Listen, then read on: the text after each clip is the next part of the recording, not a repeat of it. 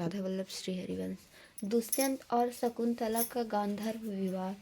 जन्मेजय ने कहा, भगवान, मैंने आपके श्रीमुख से देवता दानव आदि के अंशों द्वारा अवतरित होने की कथा सुन ली।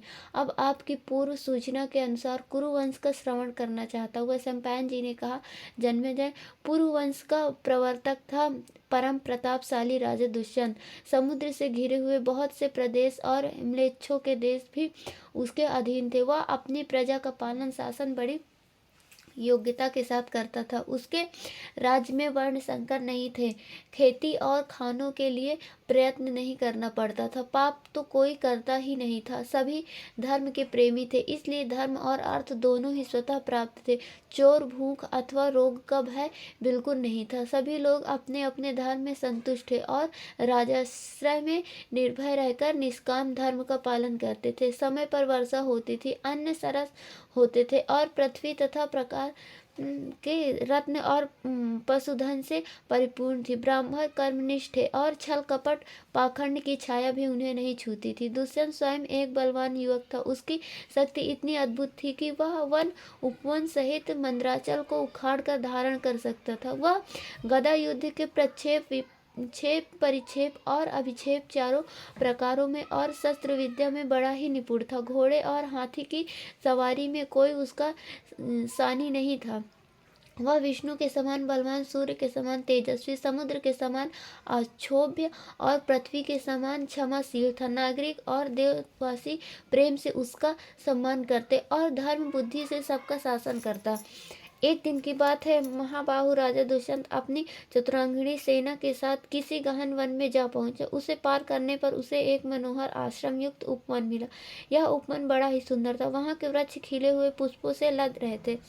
दूर्वा दलों से पृथ्वी हरी भरी हो रही थी। सुंदर सुंदर पक्षी मधुर स्वरों से चहक रहे थे। कहीं कोकिलों की कुहू कुहू तो कहीं भौरों की गुंजार। राजा दुष्यंत उपवन की शोभा देख ही रहा था कि उसकी दृष्टि उस मनोहर आश्रम पर पड़ी।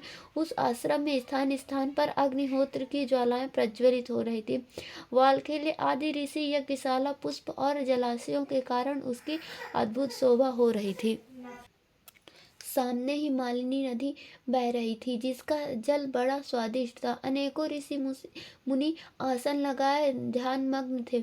ब्राह्मण देवताओं की पूजा कर रहे थे।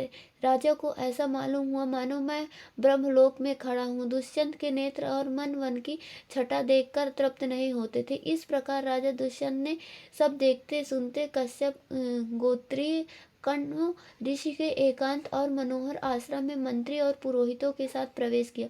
दुष्यंत ने मंत्री और पुरोहितों को आश्रम के द्वार पर ही रोक दिया और स्वयं भीतर गया। वहां उस समय काव्य ऋषि उपस्थित नहीं थे। राजा ने आश्रम को सूना देखकर ऊंचे स्वर से पुकारा, यहाँ कौन है? दुष्यंत की आवाज सुनकर एक लक्ष्मी के समान सुंदरी कन्या तपस्विनी के वेश में आश्रम से निकली। उसने राजा दुष्यंत को देखकर सम्मान पूर्वक कहा, स्वागत है। फिर उसने आसन पाद और अर्घ के द्वारा राजा का आतिथ्य करके उनसे स्वास्थ्य और कुशल के संबंध में प्रश्न किया। स्वागत सत्कार के बाद उस तपस्विनी कन्या ने तनिक मुस्कुराकर पूछा कि मैं आपकी क्या सेवा करूं? राजा दुष्यंत ने सर्वांग सुंदरी एवं मधुर भाषिणी कन्या की ओर देखकर कहा, मैं परम भाग्यशाली महर्षि कण्व का दर्शन करने के लिए आया हूँ। वे इस समय कहाँ है? कृपा करके बतलाए। शकुंतला ने कहा, मेरे पूजनीय पिताजी फल फूल लाने के लिए आश्रम से बाहर गए हैं।